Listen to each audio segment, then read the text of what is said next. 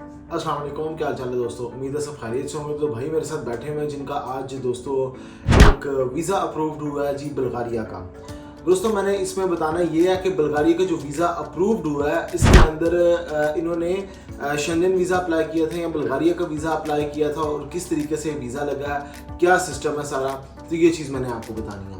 लेकिन दोस्तों जो अब हम वीज़ा अप्लाई करेंगे अब से वो होगा शेंगन वीज़ा। लेकिन जिन दोस्तों ने पहले वीज़ा अप्लाई किए हुए थे बेशक रिजल्ट्स उनके अब आ रहे हैं तो उनको जो वीज़ा इशू होगा वो बुल्गारिया का ही वीज़ा इशू होगा।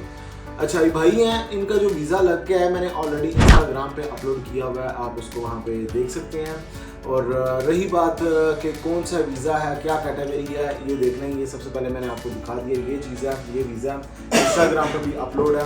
अब यहाँ पे एक चीज़ मैंने आपको बतानी है दोस्तों, 27/3/2024 से लेकर 27/3/2024 को वीज़ा इशू हुआ।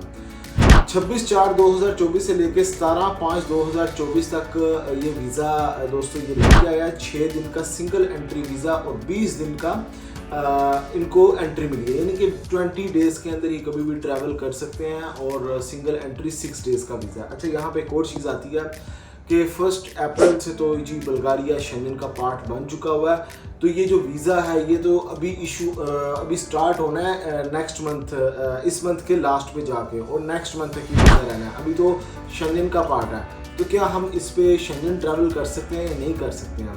तो मैं एक चीज़ बताता चलूँ कि शेंगन में आप ट्रैवल नहीं कर सकते हो, इसके ऊपर आप सिर्फ बुल्गारिया का जो वीज़ा इशू हुआ है सिर्फ बुल्गारिया में ही ट्रैवल कर सकोगे, क्योंकि जो शेंगन स्टिकर होता है उसके ऊपर साथ लिखा रहता है शेंगन स्टेट्स, साथ में बुल्गारिया, स्पेन, कहीं का भी वीज़ा, कहीं भी किसी भी स्टेट से जब वीज़ा इशू होता है तो साथ में उस कंट्री का नाम और शेंगन स्टेट लिखी जाती है। लेकिन इसके अंदर ऐसा नहीं है, इसमें जस्ट बुल्गारिया लिखा जाता है। अच्छा अब इसके मैं रिक्वायर्ड डॉक्यूमेंट भी बता देता हूँ और उसके बाद आपने वीज़ा कैसे लेना है और क्या अब सिस्टम होगा नेक्स्ट से। देखें दोस्तों, सबसे पहले इसको डील करता था डायरेक्टली एम्बेसी बुल्गारिया की, लेकिन अब इसको डायरेक्टली एम्बेसी बुल्गारिया नहीं डील करती हैं। और जिन दोस्तों की अपॉइंटमेंट भी आई हुई थी बुल्गारिया एम्बेसी से डायरेक्ट, तो वो भी उन्होंने स्विच कर दिया ऑटोमेटिकली वीएफएस के थ्रू। तो अब कोई भी भाई वीज़ा अप्लाई करेगा तो वो डायरेक्टली वीएफएस के थ्रू उसने अप्लाई करना है वीज़ा, और इसकी अपॉइंटमेंट लेंगे 120 दिरहम्स में इसकी अपॉइंटमेंट मिल जाएगी और उसके थ्रू आप वीज़ा अप्लाई कर सकते हो। 3 मंथ की बैंक स्टेटमेंट रिक्वायर्ड होती है। पहले ये इंटरव्यू लेता था, अब इंटरव्यू नहीं है इसका।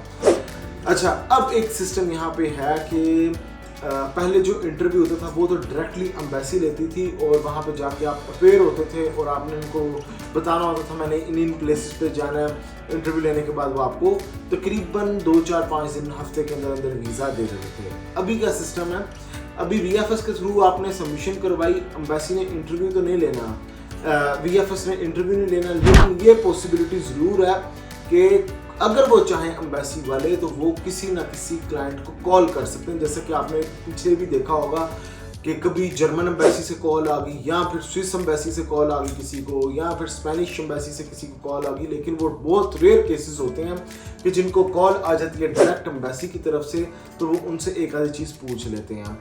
तो क्योंकि ये एम्बेसी लेती रही है इंटरव्यू तो पॉसिबल है, क्योंकि अभी तक इनका रिज्यूम नहीं हुआ, सिस्टम ओपन नहीं हुआ वीएफएस में, कम से कम भी 10 तारीख से ये स्टार्ट करेंगे वीएफएस जो एप्लीकेशन एक्सेप्ट कर रहे हैं।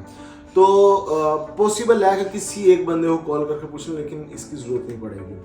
अच्छा अब बाकी चीज़ें रही, 3 मंथ की बैंक स्टेटमेंट होगी, पासपोर्ट पिक्चर, एनओसी, ये सारे डॉक्यूमेंट्स होंगे। इन डॉक्यूमेंट्स के साथ आप जाके सबमिशन करवा सकते हो और वीज़ा हासिल कर सकते हो।